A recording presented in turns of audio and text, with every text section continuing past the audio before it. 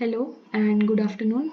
Today we will be covering the newspaper of 29th October Sunday. The newspaper is small with very less relevant information. So let's cover them quickly. First news is Center defends UNGA abstention. So center that means union government or you can say India.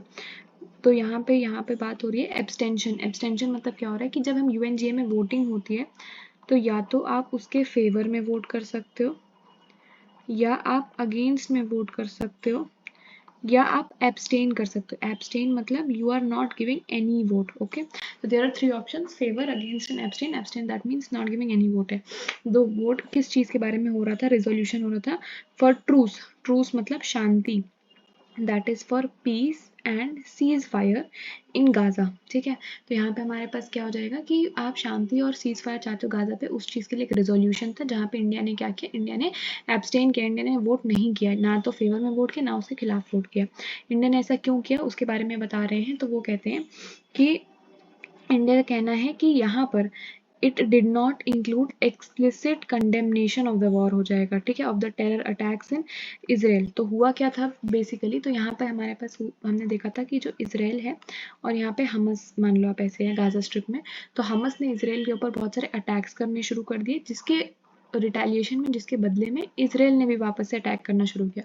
तो जो ये पूरा resolution आ रहा है कि हमस में जो लोगों की जान जा रही है, इतनी सारी वॉर हो रही है, उसके लिए रिजोल्यूशन था। तो इंडिया ने कहा कि ठीक है, आपका रिजोल्यूशन ठीक है, पर इस रिजोल्यूशन में कहीं भी आपने प्रॉपर साफ साफ शब्दों में ये मेंशन नहीं किया है कि जो हमास ने इसराइल के ऊपर वॉर किया, इसराइल के ऊपर टेरर अटैक्स किए, उसको आप कहीं भी साफ शब्दों में उसकी निंदा नहीं कर रहे हैं, आप उसका एक्सप्लिसिट कंडेमनेशन नहीं कर रहे हैं। ठीक है, तो it did not include explicit condemnation of October 7 terror attacks in Israel है। तो इसलिए इंडिया ने इस पे वोट करने से मना कर दिया, इसलिए इस पे वोट नहीं किया। बेसिक सिंपल बात यही है कि तीन तरह के वोट्स होते हैं, favour, against and abstain. India ने एब्सटेन किया। क्यों एब्सटेन किया? बिकॉज इसने इसराइल के ऊपर जो हमास ने अटैक किया उसके बारे में साफ साफ कड़े शब्दों में आपने इसकी निंदा नहीं की थी। सेकेंड एक छोटी सी न्यूज़ ये थी कि यहाँ पर तमिलनाडु के चीफ मिनिस्टर M.K. स्टैलिन जो हैं, वो ministry of external affairs S. Jaishankar से रिक्वेस्ट कर रहे हैं कि हमारे स्टेट के 12 फिशरमैन जो हैं, जो मालदीव्स पहुँच गए गलती से और वहाँ पे उनको डिटेन कर लिया गया, उनको आप छुड़ाइए। होता क्या है, जब आप जैसे मान लो ये इंडिया है जहाँ पर आप यहाँ से फिशिंग करने निकले, अब जैसे लैंड पे बॉर्डर्स होते हैं, रोड्स बनी है, सी में तो ऐसी कोई रोड्स नहीं है ना, तो फिशरमैन को पता ही नहीं चलता तो कब वो फिशिंग करते करते करते करते किसी और नेशन की बाउंड्रीज में पहुंच जाते हैं और फिर वहाँ पे वो नेशंस उनको पकड़ लेती हैं। तो यहाँ पे मैं M.K. स्टैलिन यही रिक्वेस्ट कर रहे हैं मिनिस्ट्री ऑफ एक्सटर्नल अफेयर्स से कि इन फिशरमैन को जल्द से जल्द छुड़ाया जाए। मूविंग अहेड, यहाँ पे एक चीज़ देखी गई है, 7.5%, ठीक है, डिप आया। डिप मतलब डिक्रीज आया है, decrease in active workforce under MNREGA. ठीक है, एक्टिव वर्कफोर्स मतलब नंबर ऑफ पीपल जो कि वर्क डिमांड कर रहे हैं मनरेगा में, वहाँ पे 7.5% की गिरावट आई है, 7.5% लोग कम हो गए हैं। ठीक है, तो यहाँ पे एक चीज़ देखने को मिली। दूसरी चीज़ वो कहते हैं कि while the work force is shrinking, मतलब जितने लोग काम मांग रहे हैं वो कम हो गए, लेकिन there is an increase in demand for work under the scheme. मतलब जैसे मान लो पहले 100 लोग मांग रहे थे काम, अब शायद 90 लोग मांग रहे हैं काम। ठीक है, लेकिन पहले ये 100 लोग में से मतलब पहले हर इंसान, मान लो आप 10 दिन के लिए काम मांगता था, अब हर इंसान 12 दिन के लिए काम मांग रहा है। तो यहाँ पे हुआ क्या है कि नंबर ऑफ पीपल जो काम मांग रहे हैं वो तो कम हो गए हैं, पर हर इंसान अब ज्यादा काम मांग रहा है। ठीक है, जो चीज़ हमें देखने को मिली। तो इसके अगर हम रीजंस के बारे में एक्सप्लोर करें कि क्या रीजंस हो सकते हैं, तो इसमें हम देखेंगे कि हमने पढ़ा है कुछ रिसेंट समय में हुआ क्या है कि टेक्नोलॉजी को मनरेगा के सिस्टम के अंदर लेके आया गया है, जहाँ पे एक सिस्टम आप लेके आओ, national mobile monitoring system. National mobile monitoring system मतलब जहाँ पे आपको ऑनलाइन अटेंडेंस लगानी पड़ती है अपने, अगर मान लो जैसे हमने बोला कि लोकेशन X के ऊपर आपको सड़क बनानी है जाके। ठीक है, तो जब आप लोकेशन X पे जाओगे अपने फ़ोन में आपको वहाँ पे अटेंडेंस लगानी पड़ेगी, तो वो GPS से ट्रैक कर लेगा कि क्या आप लोकेशन X पे खड़े भी हो कि नहीं। ठीक है, उस तरह से आप समझ लो। तो अगर आप वहाँ पे खड़े हो और आपने अटेंडेंस लगाई तो आपकी अटेंडेंस मार्क हो जाएगी। ठीक है, तो यहाँ पे हमने टेक्नोलॉजी क्या लिखा, इसको बोलते हैं नेशनल मोबाइल मॉनिटरिंग सिस्टम। दूसरा हमने क्या किया, EDBT मतलब क्या कि अब पैसे जो हैं वो आपके डायरेक्ट खाते में आएंगे। अगर आपने अटेंडेंस लगवाई तो पैसे डायरेक्ट खाते में आए। इसकी वजह से क्या हो जाएगा, जो मिडिल मैन है, जो बिचौलिए पैसे खा जाते हैं, वो सब कम हो जाएगा। तो अब इन सब चीज़ों की वजह से होगा क्या कि जो बोगस बेनिफिशरीज है, बोगस बेनिफिशरी मतलब क्या हो रहा है, जो सिर्फ बेनिफिशरी पेपर पे, जो एक्चुअली में लोग एग्जिस्ट नहीं करते, तो बोगस बेनिफिशरीज जो है वो रिड्यूस हो गए। हमने देखा ना कि जो लोग मनरेगा में काम मांग रहे हैं वो कम हुए, तो उसका एक रीज़न ये हो सकता है कि जो बोगस बेनिफिशरीज है वो कम हो गए। दूसरा रीज़न वर्क कम का मतलब 7.5% जो कम काम मांग रहे हैं, उसका एक रीज़न दूसरा ये भी है कि कोविड के बाद अब रिकवरी के फेज में हम हो रहे हैं। अब रिकवरी हो गई है, जिसकी वजह से जो लोग पहले गाँव में वापस आ गए थे, अब वो वापस शहरों की तरफ जा रहे हैं, जिसकी वजह से वो क्या अर्बन माइग्रेशन हो रही है। ठीक, जब अर्बन माइग्रेशन हो जाएगी तो जो नंबर ऑफ मेल्स जो काम मांग रहे थे वो कम हो गया। ठीक है, तो नंबर ऑफ मेल्स जो काम मांग रहे थे वो कम हुआ, पहली चीज़। दूसरी चीज़ क्या हुई कि अब क्योंकि मेल्स जो है बाहर जाके काम कर रहे हैं, अच्छे पैसे कमा रहे हैं, अब वो पैसे को घर भेजेंगे। ठीक है, वो पैसा होम आएगा।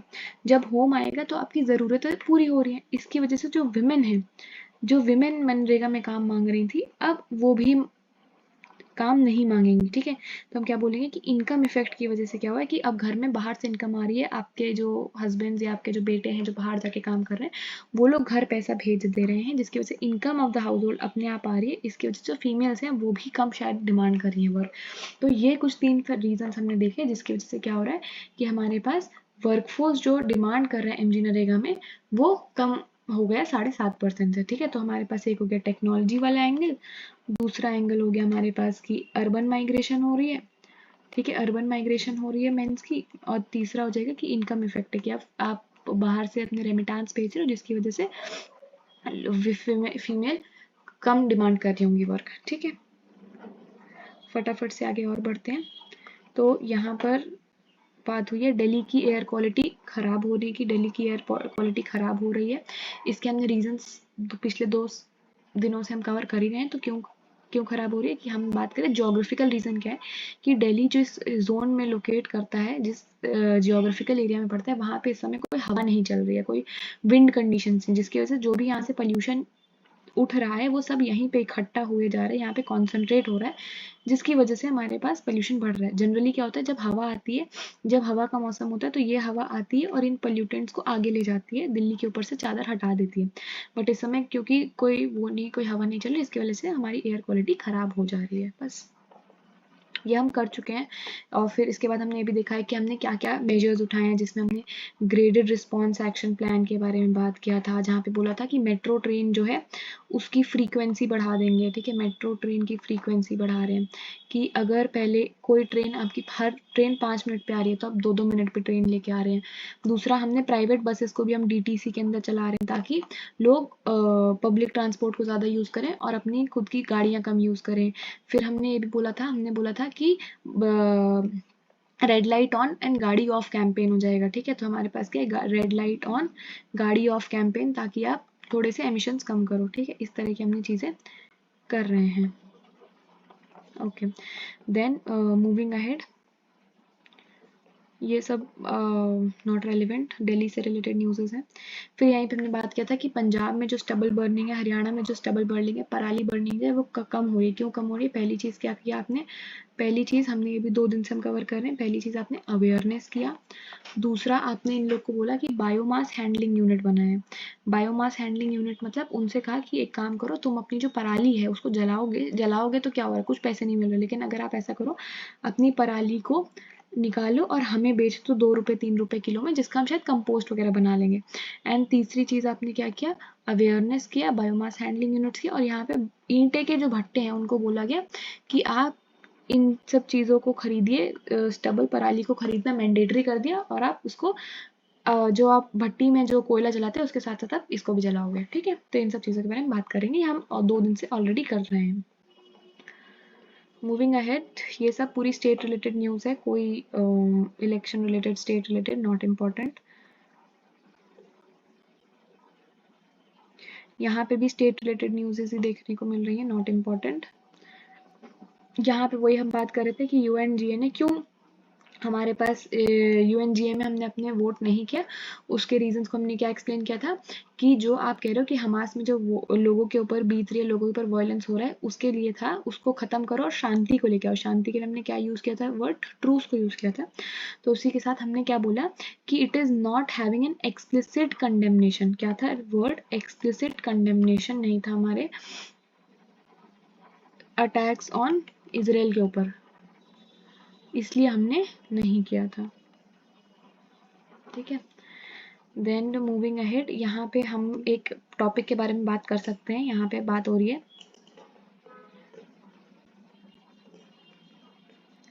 इलेक्टोरल बॉन्ड्स के बारे में। ठीक है, तो यहाँ पे हमारे पास इलेक्टोरल बॉन्ड्स है। तो अब आगे जाके सीजीआई जो है एक बेंच को चेयर करेंगे जो कि इलेक्टोरल बॉन्ड्स के ऊपर रूलिंग देगी। वो क्या रूलिंग देते हैं, क्या चीज़ें हैं, वो हम बाद में डिस्कस करेंगे, बट अभी हम देखते हैं कि इलेक्टोरल बॉन्ड्स क्या हैं, क्या उनके बेसिक्स हैं। ठीक है, तो इलेक्टोरल बॉन्ड क्या होता है? बॉन्ड मतलब ऐसी चीज़ होती है, बॉन्ड मतलब क्या होता है, एक कागज़ का टुकड़ा जहाँ पे लिखा होता है कि मैं आपको इतने पैसे दूंगा। ठीक है, समझ लो कोई ट्रांजैक्शन है, कोई पैसे से रिलेटेड चीज़ है, that is about bonds. Okay, तो इलेक्टोरल बॉन्ड्स में हमारे पास क्या हो रहा है कि इलेक्टोरल डोनेशन प्रोवाइड करेंगे हम टू अ पॉलिटिकल पार्टी। ठीक है, to provide electoral donation to a political party. एक पर्सन है, बैंक में जाएगा, बैंक भी कौन सी, एसबीआई बैंक में जाएगा एक पर्सन, वहां से एक इलेक्टोरल बॉन्ड लेगा, उसमें फिल करेगा कि मुझे इतने अमाउंट का 2000 3000 जितने रुपए भी आपको देना वो पैसे फिल करेगा। जो ये बॉन्ड होता है वो एनोनिमस होता है। मतलब एनोनिमस मतलब उस बॉन्ड में आप कहीं भी नहीं लिखोगे कि मैं कौन हूँ, या मैं मतलब अपनी आइडेंटिटी आपको रिवील नहीं करनी होती है। ठीक है, तो no need to mention your personal details, that is why it is an anonymous bond है।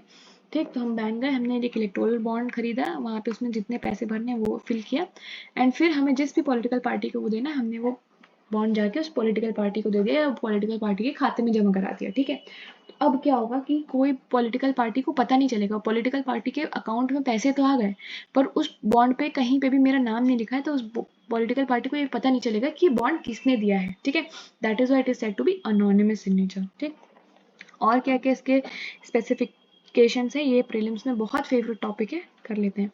तो ये आप 4 साल में एक बार, मतलब सॉरी, साल में 4 बार खरीद सकते हो, जनवरी, अप्रैल, जुलाई एंड अक्टूबर, मतलब 2-2 महीने के गैप्स में आप इसको 4 बार खरीद सकते हो। सेकेंड, ये सिर्फ 1 से 10 तक ही मिलता है, मतलब 1 जनवरी से 10 जनवरी, 1 अप्रैल से 10 अप्रैल, मतलब पहले 10 दिन ही आपकी इसकी सेल होती है। ऐसा नहीं कि पूरे महीने भर बिक रहा है, पहले 10 दिन, महीने के पहले 10 दिन ही ये बिकता है।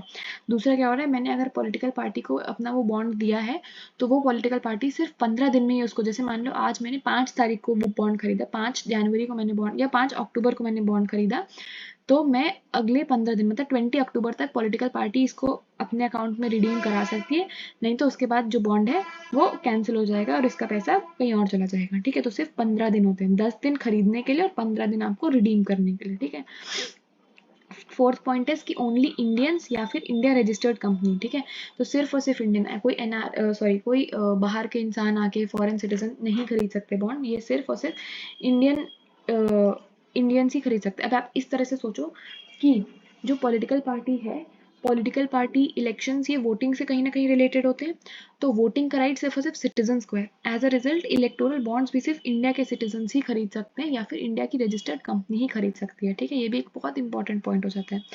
फिर यहाँ पे क्या हो जाएगा, यहाँ पे ऐसा नहीं है कि जो पॉलिटिकल पार्टी है वो कहीं भी अकाउंट खोले, एक्सिस बैंक में खोल ले, एचडीएफसी बैंक में, नहीं। पॉलिटिकल पार्टी को एक एसबीआई की ही एक नई दिल्ली की ब्रांच में अपना अकाउंट खोलना पड़ता है, उसी में सारा पैसा जाता है, तो money will go into the SBI registered account of the party. Sixth point क्या कहता है, वो कहता है कि पॉलिटिकल पार्टी जिनके पास एटलीस्ट 1% ऑफ द वोट्स होते हैं पिछले इलेक्शंस में, in the previous elections are eligible, तो सिर्फ वही पार्टी जिसने पिछले इलेक्शन में 1% वोट्स लिए हैं वही एलिजिबल हो जाएगी। एंड इंडिया में कम 1000-2000 से ज़्यादा पार्टीज हैं, फिर भी सिर्फ 21 ऐसी पार्टीज हैं जो इलेक्टोरल बॉन्ड्स के लिए एलिजिबल हैं अंडर दिस प्रोविजन की आपको एटलीस्ट 1% ऑफ वोट्स चाहिए प्रीवियस इलेक्शंस में। अगर हम इस चीज़ को ना रखें तो फिर ये एक ब्लैक मनी को ट्रेड करने का धंधा बन जाएगा। फॉर एग्जाम्पल, मैं कोई भी पॉलिटिकल पार्टी का नाम रख लूँ, मैंने रख लिया सिंप्लीफाइड यूपीएससी पॉलिटिकल पार्टी, और जहाँ मुझे पॉलिटिक्स से कोई लेना देना नहीं है, और यहाँ पे मैं ब्लैक मनी डोनेशंस लेने लग जाऊँ, क्योंकि एनोनिमस है, कोई इसमें कोई क्वेश्चन भी नहीं कर सकता। तो इस चीज़ से बचने के लिए उन्होंने कहा कि एटलीस्ट 1% आपको वोट्स चाहिए पिछले इलेक्शन में, तभी आप इलेक्टोरल बॉन्ड्स ले सकते हो। ठीक है, एंड लास्ट पॉइंट इज कि इसमें डिनोमिनेशन 1000 के होगा, या फिर 10,000 का बॉन्ड मिलेगा, 1 लाख, 10 लाख, 1 करोड़, ऐसे डिनोमिनेशन में बॉन्ड मिलेंगे। तो सबसे छोटा डिनोमिनेशन क्या है, 1,000 है, और सबसे बड़ा डिनोमिनेशन क्या है, 1 करोड़। तो मान लो मुझे 10 करोड़ देने हैं, तो मैं 1 करोड़ के 10 बॉन्ड्स खरीद लूंगी। ठीक है, तो इस तरह के डिनोमिनेशन है। डिनोमिनेशन मतलब जैसे हम देखते हैं ना, नोट होता है हमारे, 10 रुपए का नोट है, 20 रुपए का है, 100 रुपए का, 50 रुपए का, ऐसे नोट्स हैं। तो जैसे मुझे 30 रुपए किसी को पे करने हैं, तो मैं 10 रुपए वाले 3 नोट दूंगी। वैसे इसके भी डिनोमिनेशन है 1000, 10,000, 1 लाख, 10 लाख, 1 करोड़, ऐसे इसके 5 डिनोमिनेशन बैठते हैं। ठीक, बट इशू क्या है, मतलब क्यों लेके जा रहे हो आप इसको कोर्ट में? तो इशू पहली चीज क्या हो रही है, एनोनिमिटी। वही कि आपने बोला एनोनिमस है, इसमें किसी का नाम नहीं दिया गया है, ठीक है, but it can actually become a way to route your black money into politics, है ना, कि इसमें कोई नाम नहीं लिख रहे हो, पैसा कहाँ से आया है, कहाँ से जा रहा है, कोई इसमें इंक्वायरी नहीं कर सकता, तो जितना भी काला धन है उसको आप बहुत आराम से पॉलिटिक्स के अंदर डाल सकते हो। एक ये हो गया। दूसरी चीज क्या हो रहा है कि आपने कोई डोनेशन के ऊपर लिमिट ही नहीं लगा रखी, आप 1 करोड़, 100 करोड़, 1000 करोड़, जितना डोनेट करना चाहते हो करो, इसके ऊपर कोई लिमिट नहीं है। एज अ रिजल्ट होगा क्या कि बड़ी बड़ी कंपनी जो है, भले ही उसमें नाम नहीं लिखा होता है, बट मान लो बड़ी कंपनी कोई यूएस की कोई कंपनी है, मान लो, ठीक है, यूएस की कंपनी अमेजोन है, ऑल्दो हमने पढ़ा है कि इंडिया रजिस्टर्ड कंपनी ही बाय कर सकती है, बट एग्जाम्पल के लिए, ताकि कोई वो ना हो, मतलब कोई बायसनेस ना है, तो हमने देखा कि मान लो अमेजोन कंपनी है, ठीक है, तो वो कहे कि मैं 1000 करोड़ रुपए आपको दे रहा हूँ, बट आपको ऐसी पॉलिसीज बनानी है जो अमेजोन को फेवर करे। ठीक है, भले ही उन्होंने नाम नहीं लिखा है अमेजोन है, बट अमेजोन बता रही कि देखो भैया इतना पैसा दे रहे हो तुमको इलेक्टोरल बॉन्ड के लिए, हमारा काम कराना पड़ेगा। तो इससे वजह होगा क्या कि क्रॉनी कैपिटलिज्म, मतलब कि यहाँ पर कंपटीशन को हर्ट करेगा, पॉलिटिक्स के अंदर कंपनीज, बिजनेस ग्रुप्स जो हैं वो आने लग जाएंगे, तो ये भी अच्छी चीज़ नहीं है। एंड लास्टली क्या होता है कि एसबीआई, सारा काम एसबीआई के थ्रू होगा, मतलब जो पैसा है वो भी एसबीआई रजिस्टर्ड अकाउंट में जाएगा, एसबीआई ही सारे इलेक्टोरल बॉन्ड्स इशू करेगा, और एसबीआई क्या है, गवर्नमेंट का बैंक है। एज अ रिजल्ट जो रूलिंग पार्टी है वो बहुत ईजिली जान सकती है कि किसने कितना पैसा दिया है किस पार्टी को। ठीक है, तो क्या ये 100% अनोनिमस है? नहीं। तो ये सब कुछ इश्यूज हो जाएंगे कि पहली चीज क्या है, ब्लैक मनी को रख सकता है, दूसरी चीज क्या है कि कैपिटलिस्ट जो है वो इन्फ्लुएंस कर सकते हैं पॉलिटिक्स को, एंड तीसरा क्या हो रहा है कि यहाँ पे एसबीआई जो है वो प्राइवेट बैंक है, और गवर्नमेंट कभी भी जान सकते हैं किसने किसको कितना पैसा दिया है। ठीक है, ओके, मूविंग अहेड। ये भी पूरा पॉलिटिकल न्यूज है, स्टेट पॉलिटिक्स से related, not at all required. यहाँ पे ये बात कर रहे हैं कि WHO South East Asia members to meet and nominate the regional director. तो हम जानते हैं कि WHO एक एक इंटरनेशनल बॉडी है जो कि हेल्थ से रिलेटेड चीज़ों को वो देखती है। अब क्योंकि all over the world different region है, तो हर रीजन के अलग अलग उन्होंने छोटे छोटे बॉडीज बना रखे हैं जो उस रीजन की समस्याओं को डील करते हैं। तो ऐसे में साउथ ईस्ट एशिया वाला जो रीजन है, साउथ ईस्ट एशिया जिसमें इंडिया आएगा आपका, मालदीव्स, इंडोनेशिया, श्रीलंका, बांग्लादेश, इस तरह के नेशंस आएंगे, उनके बारे में अगर हम बात करते हैं, तो वहाँ पे अब WHO की साउथ ईस्ट एशिया की जो मेंबर्स हैं वो अपने एक रीजनल डायरेक्टर को नॉमिनेट करेंगे। ठीक है, तो अगर हम बात करें कि WHO साउथ ईस्ट एशिया में किस किस चीज़ पे वो फोकस कर रहे हैं, तो क्या क्या हो जाएगा, कार्डियोवैस्कुलर डिजीजेस, कार्डियोवैस्कुलर मतलब हार्ट से रिलेटेड वाली डिजीजेस के बारे में बात करेंगे, कार्डियोवैस्कुलर डिजीजेस के बारे में, neglected tropical diseases, neglected tropical disease मतलब क्या, नेग्लेक्टेड मतलब ऐसी डिजीजेस जो इंपॉर्टेंट तो बहुत हैं, जो बहुत लोग को हो रही है, बट इन पर कोई ध्यान नहीं दे रहा। ठीक है, तो नेग्लेक्टेड ट्रॉपिकल डिजीजेस के ऊपर हम बात करेंगे। दूसरा, हम वो कह रहे हैं कि प्राइमरी हेल्थ के ऊपर बात करेंगे। ठीक है, प्राइमरी हेल्थ के ऊपर बात करेंगे। तो आप ऊपर ऊपर देख लो, इसमें ऐसे कोई नोट्स बनाने वाला टॉपिक नहीं है, बस ये है कि हमारे जो साउथ ईस्ट एशिया, वहाँ पे हम क्या क्या चीज़ों के बारे में बात करेंगे। पहला, कार्डियोवास्कुलर डिजीजेस, दूसरा नेग्लेक्टेड ट्रॉपिकल डिजीजेस, तीसरा प्राइमरी हेल्थ के ऊपर हम बात करेंगे। ठीक है, क्यों? क्योंकि हमने ये देखा है कि जो साउथ ईस्ट एशिया, वहाँ पे अप्रोक्सीमेटली 2 बिलियन लोग रह रहे हैं, समझ रहे हो, टोटल पॉपुलेशन वर्ल्ड की 8 बिलियन है, जिसमें से 2 बिलियन लोग जो हैं, यानी कि 1/4 of the world population south East Asia region में रह रही है, इसलिए ये रीजन बहुत इंपॉर्टेंट हो जा रहा है। ठीक है, और इस रीजन में हम ऑलरेडी पोलियो को एलिमिनेट कर चुके हैं, and maternal and neonatal tetanus को, मैटरनल मतलब जो मम्मियाँ होती हैं, जो माँ होती हैं, नियोनेटल मतलब अभी जन्मा हुआ बच्चा, तो इनका जो टिटनस होता है, मतलब प्रेगनेंसी रिलेटेड टिटनस या बर्थ रिलेटेड टिटनस है, उसको हम एलिमिनेट ऑलरेडी कर चुके हैं इस रीजन से। ये इंपॉर्टेंट प्रीलिम्स का फैक्ट बन सकता है कि हमने 2 डिजीज एलिमिनेट किया, पोलियो, दूसरा maternal and neonatal tetanus. Okay, एक चीज और हमने बात किया, इंडिया इज डिक्लेयर्ड यॉस फ्री। यॉस भी एक बैक्टीरियल डिजीज थी, कैसी डिजीज थी, बैक्टीरियल डिजीज थी। इंडिया यॉस से मुक्त हो चुका है, पोलियो से मुक्त हो गया है, नियोनेटल मैटरनल टिटनस से मुक्त हो गया, और यॉस से मुक्त हो गया है। ठीक है, मूविंग अहेड।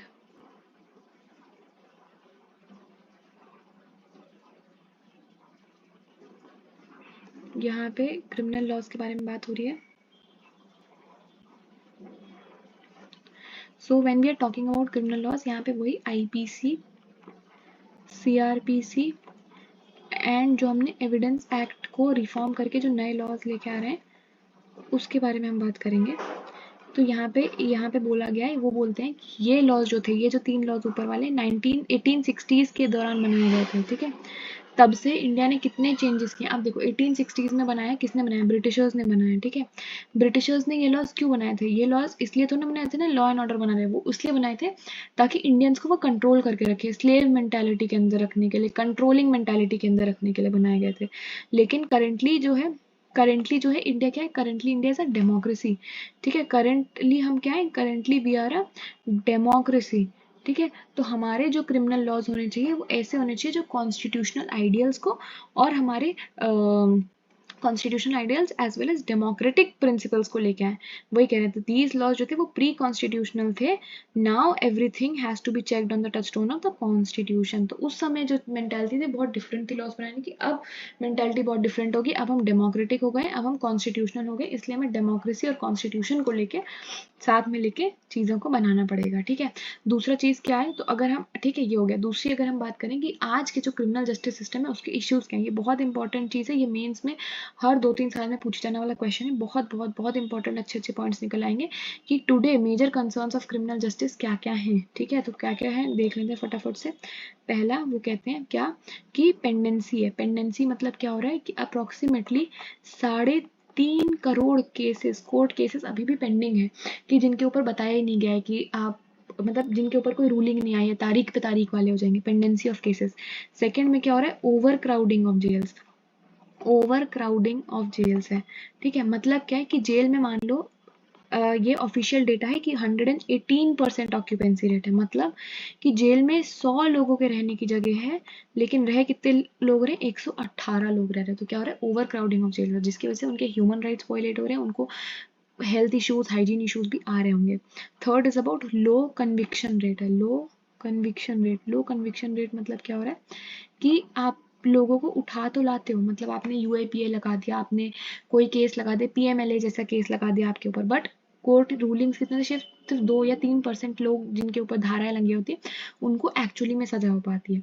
तो कन्विक्शन रेट लो है। इसका रीजन क्या है? या तो आप उनको या तो आप रॉन्ग केस में डाल रहे हो अंदर, है ना। कन्विक्शन मतलब ये होता है कि जिनके ऊपर फाइनली उनको सजा दे दी गई है, ठीक है। या तो आप रॉन्ग केस बना रहे हो उनके ऊपर, या फिर आप उनके खिलाफ एविडेंस नहीं इकट्ठा कर पा रहे हो, ठीक है। तो यहाँ पे इशू ये हो गया। तो एक हो गया पेंडेंसी की बहुत सारे केसेस पेंडिंग पड़े हैं। दूसरा जेल्स में जितनी जगह नहीं है उससे ज़्यादा लोग भरे हुए हैं। तीसरा लो कन्विक्शन रेट है कि जो केसेस के अंदर लोगों को आप अरेस्ट करते हो उतने लोगों को फाइनली सजा ही नहीं मिल पा रही है। And lack of integration of technology, ठीक है, आप टेक्नोलॉजी को यूज ही नहीं कर पा रहे हो। एंड डिलेड इन्वेस्टिगेशन डिले हो रहा है। तो ये हम 4-5 चीजें जो हैं ये बहुत अच्छे गोल्डन पॉइंट्स हैं। अगर हम इनको डेटा फैक्ट्स के साथ डालेंगे तो बहुत अच्छा आंसर बन सकता है, ठीक है। तो what are the major concerns of criminal justice today? Okay fine. फिर आगे बढ़ते हैं। ये भी कुछ नहीं है, ये रीजनल वर्ल्ड की न्यूज़ेस हैं, नॉट इम्पॉर्टेंट, ठीक है। फिर यहाँ पे मार्स के बारे में, इंटरनल स्ट्रक्चर ऑफ मार्स पे एक रिपोर्ट आई है। इसमें हम बेसिक्स अबाउट मार्स कर लेते हैं, वो ज़्यादा बेटर रहेगा rather than delving what the topic is saying बिल्कुल ही इंट्रिकेट डिटेल्स में। तो ये हमारा सन है, ठीक है, ये सन है। सबसे पहले प्लैनेट पड़ता है हमारा मरकरी, मरकरी के बाद पड़ता है वीनस, वीनस के बाद पड़ता है अर्थ एंड मार्स पड़ता है फोर्थ। तो मार्स जो है वो अर्थ के बाद आता है और चौथे नंबर का प्लैनेट है, पहली चीज़। अगर हम अर्थ के इंटरनल स्ट्रक्चर के बारे में, जैसे यहाँ पे मार्स का इंटरनल स्ट्रक्चर बोला गया है, तो अगर हम उसको अर्थ के इंटरनल स्ट्रक्चर से बात करें तो अर्थ में सबसे ऊपर होती है क्रस्ट, 3 लेयर होती है। पहली क्रस्ट है, दूसरी मैंटल है, तीसरी हमारी कोर होती है। कोर सबसे अंदर वाली लेयर होती है। अर्थ की कोर में क्या होता है? 2 होते हैं, एक आउटर कोर होती है, आउटर कोर जो होती है वो लिक्विड होती है, ठीक है, लिक्विड ही मतलब गीले उसकी होती है। जो इनर कोर होती है वो सॉलिड होती है, ठीक है। लेकिन मार्स में यह क्या पाया जाएगा कि मार्स की जो कोर होती है वो लिक्विड कोर होती है, ठीक है। मार्स की जो कोर होती है वो लिक्विड इन नेचर होती है।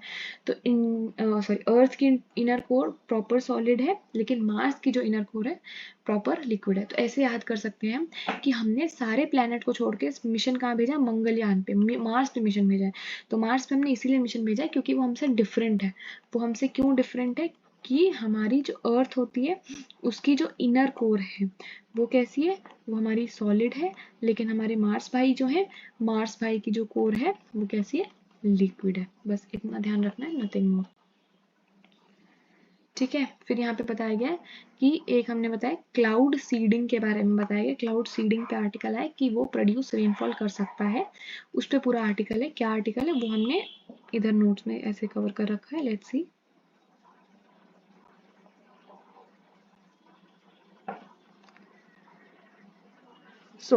तो यहाँ पे हमारे पास क्लाउड सीडिंग के बारे में हम बात कर रहे हैं। तो क्लाउड सीडिंग जब हम कहते हैं तो क्लाउड सीडिंग में नॉर्मली क्या होता है, जब हम बारिश के बारे में बात करते हैं नॉर्मली क्या होता है कि यहाँ पे हमारे समुद्र या कोई भी वाटर का सोर्स है, यहाँ से वाटर इवेपोरेट करेगा। ठीक है, वाटर ऊपर उठ रहा है, इवेपोरेट कर रहा है।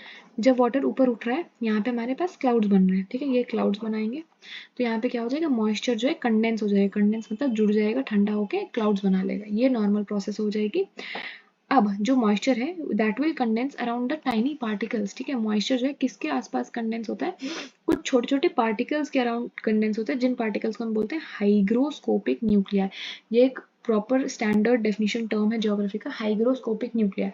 तो जैसे just like a cotton candy wraps around a stick, जैसे हम बात करते हैं ना, जैसे एक स्टिक होती है उसके आसपास हम कॉटन कैंडी को लपेटते हैं ना, वैसे ही सिंपली जो मॉइस्चर होता है वो मॉइस्चर भी एक छोटे छोटे न्यूक्लियर पार्टिकल्स होते हैं, हाइग्रोस्कोपिक न्यूक्लियर, उनके आसपास इकट्ठा होते हैं और उनके आसपास ही बड़ा होते होते होते होते होते वो प्रॉपर क्लाउड्स बना लेता है। ठीक है, तो जो मॉइस्चर है वो किसके आसपास इकट्ठा होता है, हाइग्रोस्कोपिक न्यूक्लियाई के आसपास इकट्ठा होता है। ठीक है, अब देखते हैं क्लाउड सीडिंग क्या चीज़ है।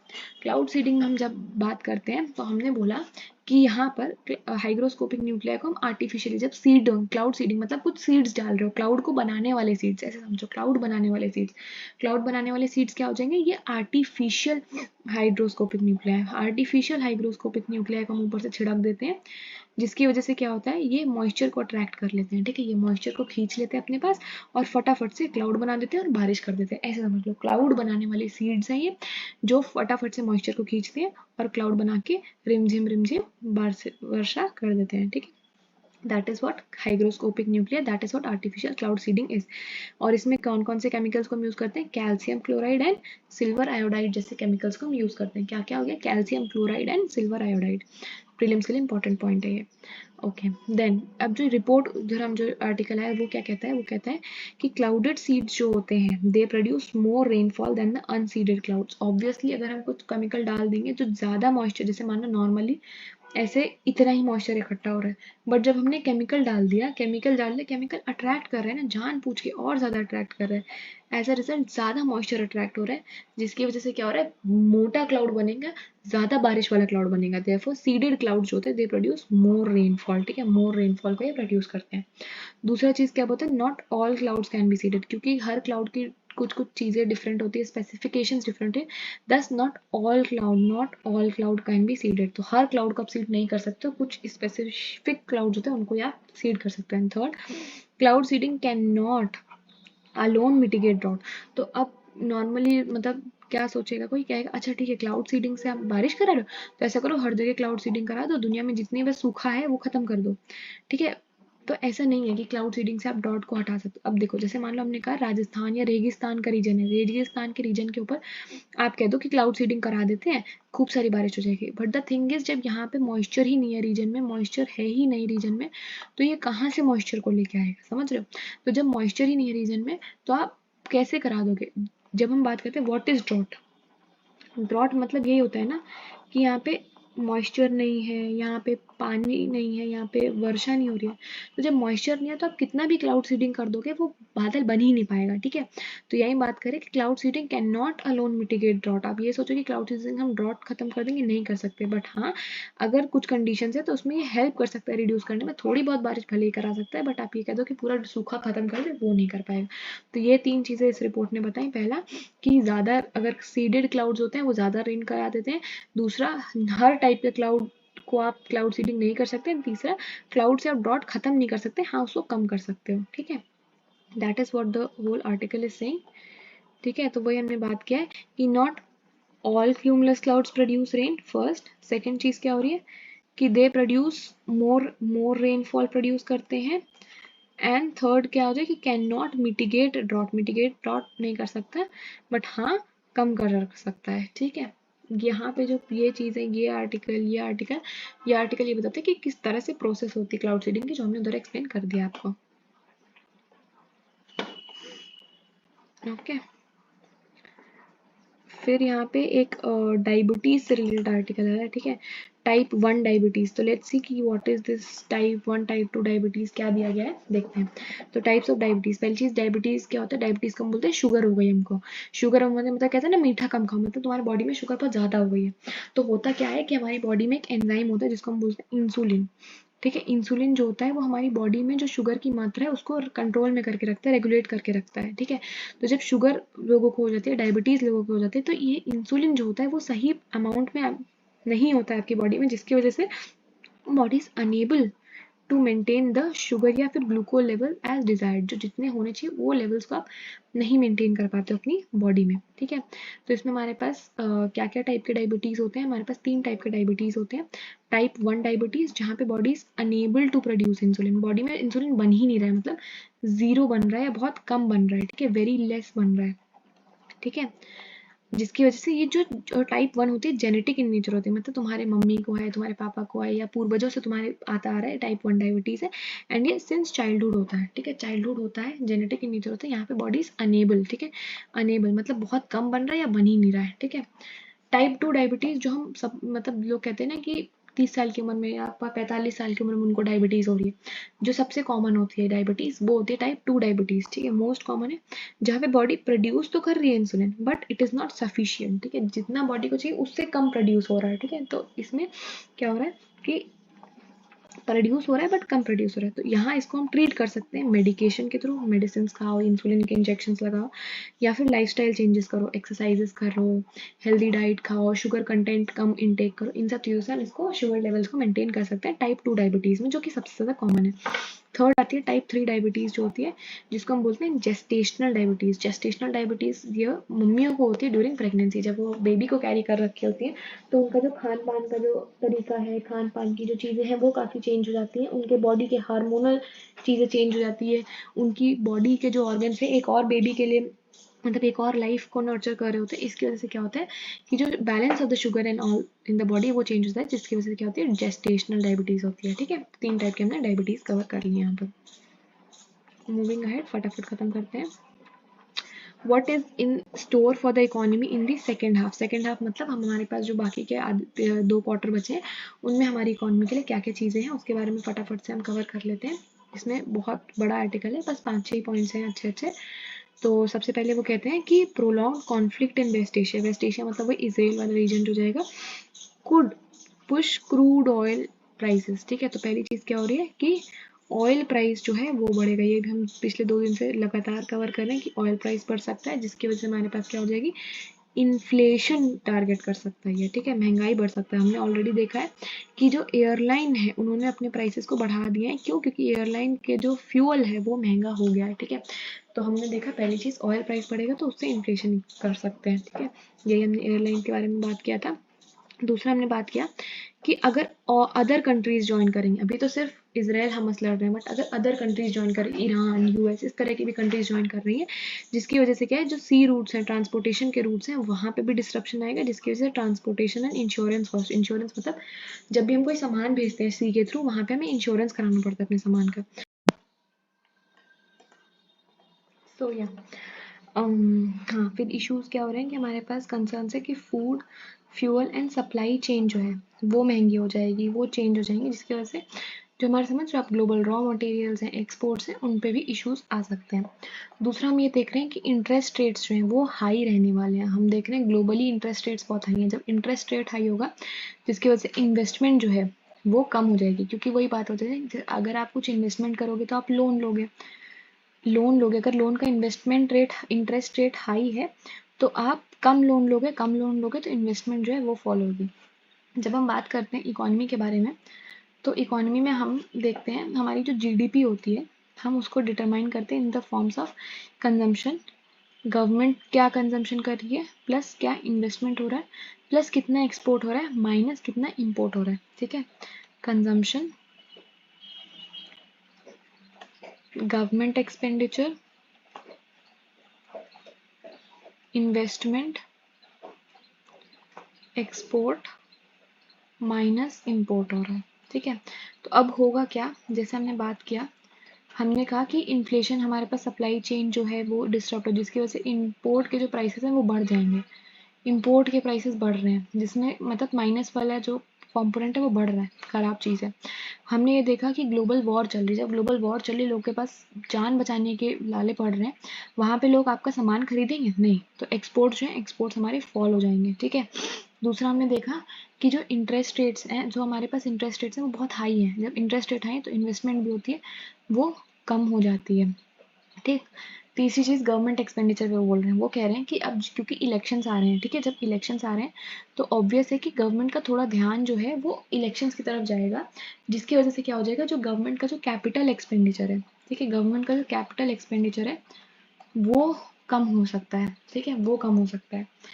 कंजम्पशन के बारे में वो एक चीज़ कहते हैं, जो पेंट अप डिमांड थी, पेंट अप डिमांड मतलब क्या होती है, पेंट अप डिमांड मतलब ये हुआ कि जब कोविड में सब कुछ बंद है, ठीक है, कोविड में सब कुछ बंद हो गया था, तो लोगों के बहुत सारे डिमांड्स जो थे वो इकट्ठा हो गए थे, ठीक है।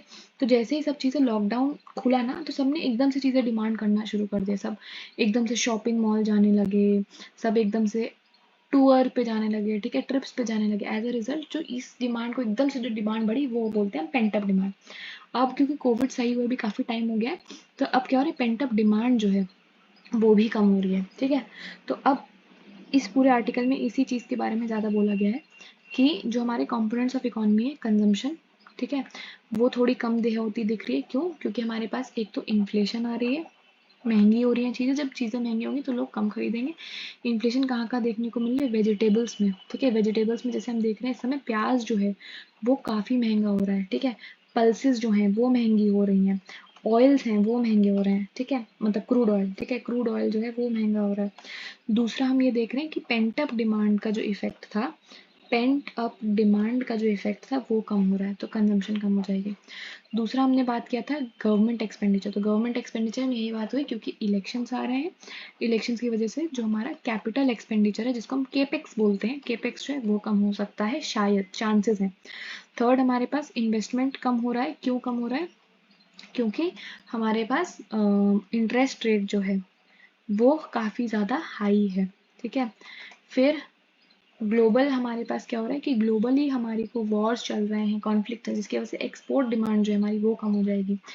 इंपोर्ट जो है, इंपोर्ट महंगा हो रहा है, कॉस्टली हो रहा है, क्यों, तेल महंगा हो रहा है, शिपिंग रूट्स कंजेस्ट हो रहे हैं, जिसकी वजह से जीडीपी के ऊपर ओवरऑल थोड़ा सा डिक्लाइनिंग इफेक्ट देखने को शायद मिल सकता है। बस ये पूरे आर्टिकल में बात की गई है।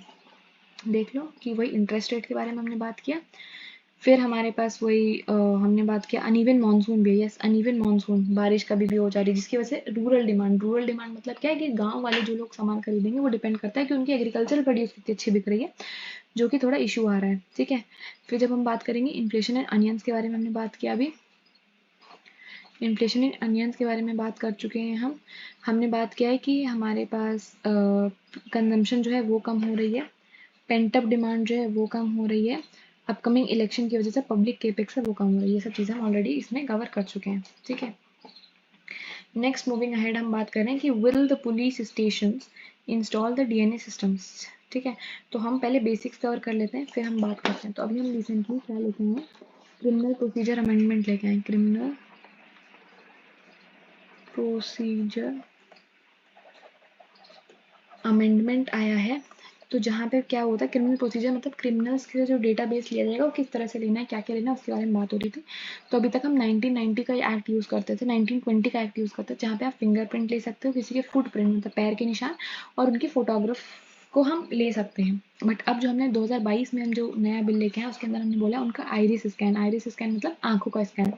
जब आप लोगों ने आधार कार्ड बनवाया होगा तब भी हम लोग के आंखों का स्कैन लिया था, जिसको हम आइरिस स्कैन बोलते हैं, जो कि हर इंडिविजुअल का यूनिक होता है, वो लेना, उनका सिग्नेचर लेना, उनके ब्लड के सैंपल्स लेना, ब्लड सैंपल्स लेना, उनका डीएनए कलेक्ट करना, हेयर, नेल्स, इवन उनका स्वेट, पसीना, इन सब के सैंपल्स लेना, उसकी एनालिसिस करना, ये सब भी हमने इंक्लूड किया है कि जो भी क्रिमिनल्स है उन सब चीज़ों, उन लोगों का हम इस तरह का डेटाबेस भी इकट्ठा कर सकते हैं, ठीक है।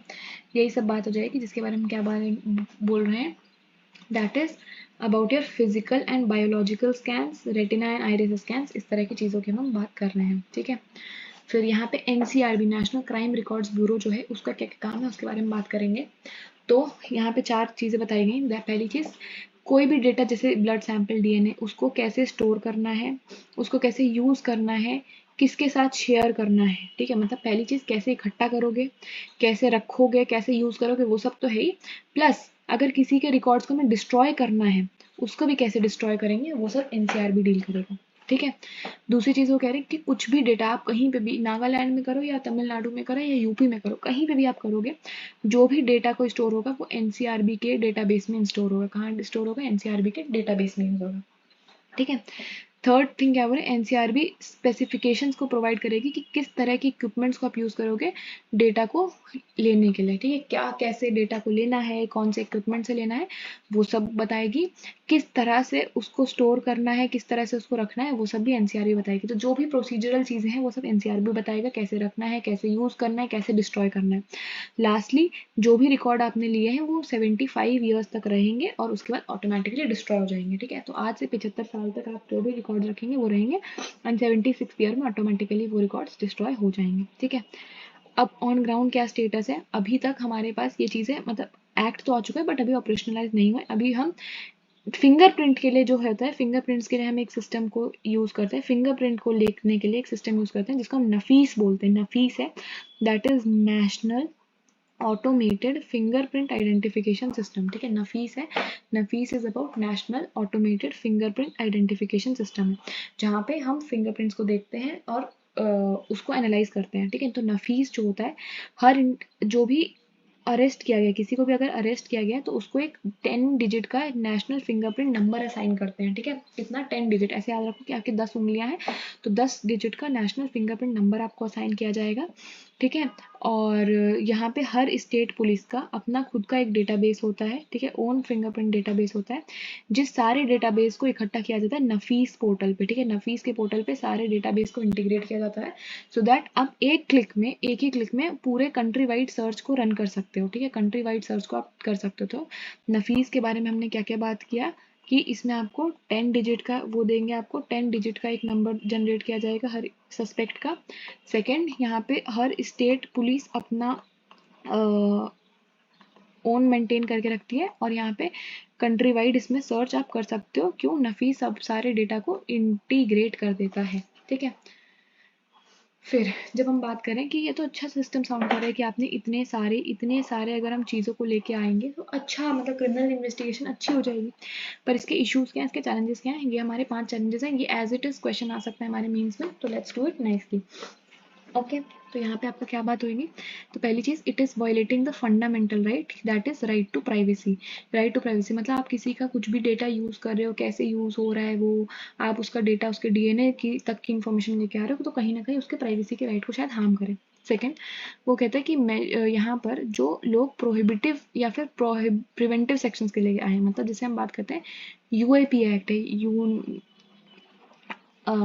क्या सॉरी बोल रहे हैं, हाँ, तो UAPA जैसी चीजें हो जाएंगी जिसमें हम बात करते थे कि प्रिवेंशन एक्ट है, ठीक है। तो यहाँ पे उन लोगों को आप अरेस्ट करते हो जिनको आपको लगता है कि ये आगे जाके कोई क्राइम कर सकते हैं, अभी उन्होंने किया नहीं है but can do in future, they can do some crime in future है, सम क्राइम इन फ्यूचर है, ऐसे लोगों को पकड़ते हैं। तो हमने क्या बोला है कि जो एक्ट है वो कहता है कि आप प्रिवेंटिव एक्शंस के अंदर अगर किसी को बुक कर रहे हो, किसी को अरेस्ट कर रहे हो, तो उनके डेटाबेसिस को आपको नहीं कलेक्ट करना है। बट ऐसी सिचुएशंस के बारे में बहुत सारे ऑफिसर्स जो हैं, बहुत सारे पुलिस ऑफिशियल्स, उनको पता ही नहीं है कि किसका डेटा लेना है, किसका डेटा नहीं लेना है। तो पहला इशू प्राइवेसी का इशू हो जाएगा। दूसरा इशू क्या है कि प्रिवेंटिव सेक्शंस वालों को हमें नहीं पकड़ना होता है, बट बहुत सारे ऑफिसर्स को ये बात पता ही नहीं है कि हमें किसका डेटा लेना है और किसका डेटा नहीं लेना है। थर्ड के बारे में बात होती है यहाँ पे, जैसे हमने बात किया था कि यहाँ पे आपका यहाँ पे प्रोविजंस दिए गए हैं कि आपको रिकॉर्ड्स को अगर डिस्ट्रॉय करना है तो आप रिकॉर्ड्स को डिस्ट्रॉय भी कर सकते हो। बट द इशू ये होता है कि अगर किसी को फॉर एग्जाम्पल गलत केस में फंसाया गया या फिर किसी इंसान को कोर्ट ने बाइज्जत बरी कर दिया है, मतलब उसको पकड़ा गया था बट उसको गिल्टी नहीं पाया गया, ऐसे में उन लोगों को जो डेटाबेस आपने लिया उसको डिस्ट्रक्ट करना होता है। अब इसको डिस्ट्रक्ट कराने की जिम्मेदारी भी उसी इंडिविजुअल की है जो पकड़ा गया है। ऐसे में मान लो किसी के पास इंटरनेट नहीं है, किसी के पास इस सब चीज़ों के लिए पैसे नहीं है, या किसी को इस सब चीज़ों के बारे में अवेयरनेस ही नहीं है, तो ऐसे में ये भी इनके राइट्स को वॉयलेट करेगा। Because right to be forgotten जो होता है, राइट टू बी फॉरगॉटन भी हमारा एक फंडामेंटल राइट है कि हम हमारा कोई भी रिकॉर्ड है हम उसको बुलाने का भी राइट है हमारे पास। राइट टू बी फॉरगॉटन के वॉयलेशन में हो जाएगा, समझ रहे हो। तो वही कहते हैं कि अगर आपको किसी ने गलत केस में फंसा दिया या आपको बाइज्जत बरी कर देगा, तो उसमें आपके डेटाबेस को मिटाया जाना भी आप ही की खुद की जिम्मेदारी है। और जब लोगों को इसके बारे में पता ही नहीं है, तो ये उनके राइट टू फॉरगॉटन का भी वॉयलेशन हो सकता है। फोर्थ, ऑफिसर्स को पता ही नहीं कि डीएनए को स्टोर कैसे करना है, डीएनए को हैंडल कैसे करना है, ठीक है, ये भी इशू हो जाएगा। किस केस में कंपलसरी डीएनए लेना है, किस केस में डीएनए नहीं लेना है, डीएनए कैसे लेना है, कैसे स्टोर करना है, नहीं पता है। फिफ्थ के बारे में बात करेंगे कि आप उसको एप्रोप्रिएट सेफगार्ड्स कैसे मेंटेन कर रहे हो ताकि सिर्फ डेजिग्नेटेड लोग ही उस चीज़ को एक्सेस करें, कोई कोई भी आके एक्सेस ना कर पाए, ठीक है।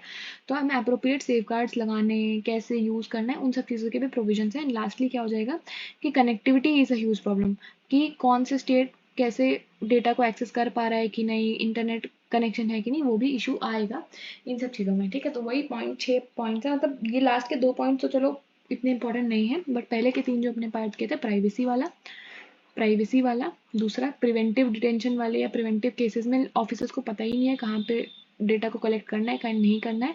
Third, disposal and destruction of data, वो राइट टू फॉरगॉटन वाले में, और ऑफिसर्स को यही नहीं पता है डीएनए को कैसे हैंडल करना है, कैसे स्टोरेज करना है, ये सब चीज़ों के बारे में बात करेंगे, ठीक है। I think that's all for today. बाकी इधर बहुत ही जेनरिक सी न्यूज़ेस हैं, मतलब बहुत ही पर्टिकुलर न्यूज़ेस है, not very important for UPSC. बाकी यहाँ से आपकी स्पोर्ट्स की न्यूज़ेस शुरू हो गई। तो that's all for today. Have a nice day. Keep studying. Bye bye.